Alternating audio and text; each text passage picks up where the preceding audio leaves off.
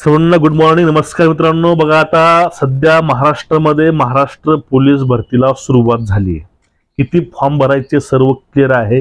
वयाचा मुद्दा हा क्लिअर नाही. तो मुद्दा दिनांक 11 तारखेला त्यांच्यावर मोर्चा आहे परत आजू, पण त्यावरती काहीतरी सकारात्मक निर्णय येईल आणि तुमच्यामध्ये जे मुलांना वयवाढ झालेली आहे मागच्या वेळेस, ती वयवाढ यावेळेस लागू व्हावी हे सुद्धा काही प्रमाणामध्ये पूर्ण होऊ शकतं. तुम्हाला परत वयवाढ हे मिळू शकते यावेळेस, आणि याविषयी सकारात्मक चर्चा सुरू आहे अशी सूत्राकडली माहिती आलेली आहे.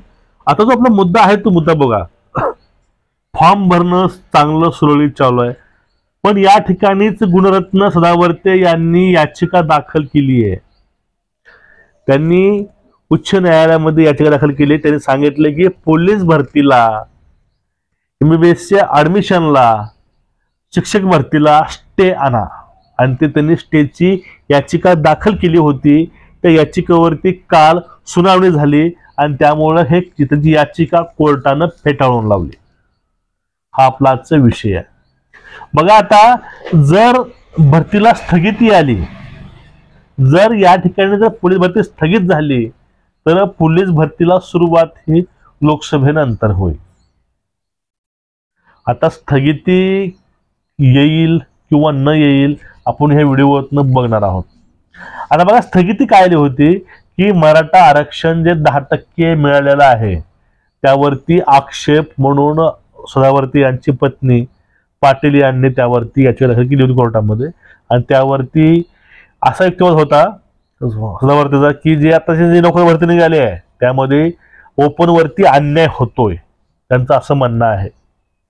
त्यामुळं ही जी भरती निघाली ती भरतीला स्थगिती द्या आणि हे मॅटर पूर्णपणे सॉल्व्ह करा, आरक्षण रद्द करा, ओपनला तुम्ही अन्याय करू नका, त्यामुळं ही भरतीला तुम्ही स्थगिती द्या असं होतं. पण हे कोर्टाने फेटाळून लावलं.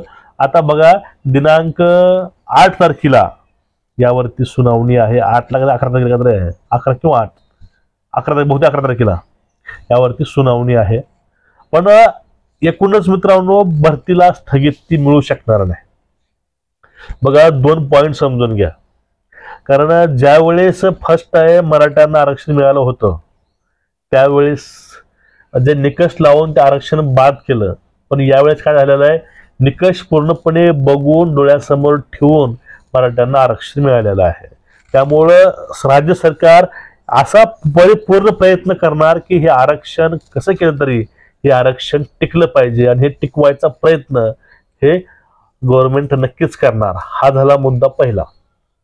दुसरा मुद्दा, लोकसभेचे इलेक्शन आहे.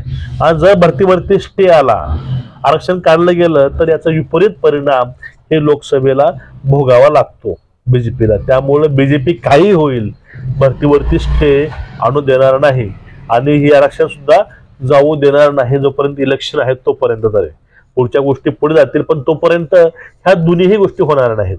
कितीही याचिका पडू द्या, जर याचिका पडली होती तर त्यावेळेस पहिल्या हिअरिंगलाच स्टे आला असता, पण कोर्टाने ती याचिका फेटाळून लावलं. याचा अर्थ या स्थगिती अजिबात होणार नाही भरतीला. त्यामुळं तुम्ही आपलं डोकं कुठेही घुसवू नका. आणि सोबतच गोष्ट, सोशल मीडियावर असे व्हिडिओ भरपूर येतील की स्थगिती आली, स्थगिती याचिका दाखल केली, यावरती विश्वास ठेवू नका. ह्या गोष्टी ह्या वर्षी अजिबात होणार नाहीत, हे मात्र नक्की आहे. तो तयारी करा, फॉर्म भरत चला. किती फॉर्म भरायचे आहेत, 4 की 5 की 6, आपण याविषयी व्हिडिओ पोस्ट केलेला आहे. तुम्हाला जिल्हा निवडायचा कसा आपण त्याविषयी पण व्हिडिओ आणलेला आहे. जाऊन तुम्ही पूर्ण व्हिडिओ पाहत चला, बघत चला.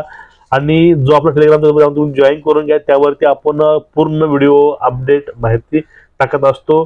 त्यामुळे जाऊन तुम्ही पण तो ग्रुप जॉईन करून घ्या. आणि आपला जो व्हॉट्सअप ग्रुप आहे तुम्ही जाऊन तोही ग्रुप तुम्ही जॉईन करून घ्या. तुम्हाला पूर्णपणे हे माहिती वेळोवेळी अपडेट्स मिळत असतील. ठीक आहे, मिळत असतील. आता पुढला मुद्दा आहे, तो मुद्दा म्हणजे लहानसा मुद्दा आहे पुढचा. फॉर्म भरताना तुमच्याकडे जे डॉक्युमेंट अवेलेबल आहेत तेच डॉक्युमेंट लावा, आणि फॉर्म भरायच्या शेवटच्या तारखेपर्यंत डॉक्युमेंट तुमच्याकडे असले पाहिजेत. अन्यथा काहीही उचापत्या करत बसू नका. त्यामध्ये स्पष्ट सांगितलंय, जर कुठल्याही वेळेस डॉक्युमेंट खोटे आढळले तर तुमची नियुक्ती त्यावेळेस रद्द करण्यात येईल. त्यामुळे डॉक्युमेंट जे आहेत तेच लावा आणि तसेच फॉर्म भरा. फॉर्म भरताना काळजीपूर्वक फॉर्म भरा, कुठेही मिस्टेक होणार नाही याची काळजी पूर्ण घ्या. ठीक आहे. चॅनलला सबस्क्राईब बेल आयकॉन